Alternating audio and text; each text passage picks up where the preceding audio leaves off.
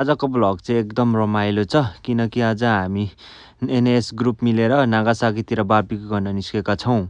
NS भनेको चाहिँ निशितेत्सु automobile school हो। प्लान चाहिँ 9 बजे फुकुओका मिनामीमा भेट्ने थियो, तर लास्टमा 10 बजेतिर सबै जम्मा भयौँ। अनि हामी बाटो लाग्यौँ तोसुतिर, किनकि त्यहाँ पनि 2-4 जना साथीहरू जोइन हुनेवाला थियो। सबै भेटिसकेपछि हामी नागासाकीतिर लाग्यौँ।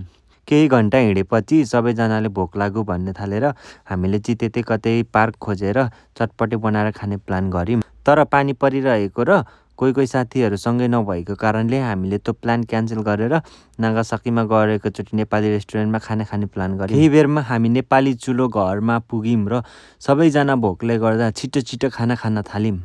खाना खाएपछि केही साथीहरू सामान किन्न गए, हामी चाहिँ त्यहीँ पर्खेर बस्यौँ। सबै आएपछि फेरि हामी हाम्रो मेन डेस्टिनेसनतिर लाग्यौँ।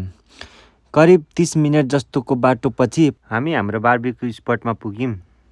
त्यहाँ चाहिँ हामीले सानो 3वटा कटेज बुक गरेको थियौँ। हेर्दा चाहिँ सानो गाउँ जस्तो देखिन्थ्यो। त्यसपछि हामीले हाम्रो बार्बिक्यू स्टार्ट गऱ्यौँ। तर कोइला बाल्न चाहिँ सुरुमा हामीलाई लास्टै गाह्रो भयो। तर बल्ल तल्ल हामीले कोइला बालिसक्यौँ र कोहीले चाहिँ चटपटे बनाउन थाले, अनि कोहीले बाहिर मासु पोल्न थाले। त्यसपछि त केटाहरूसँग कुराकानी प्लस बार्बिक्यू एकदमै बवाल भएको थियो।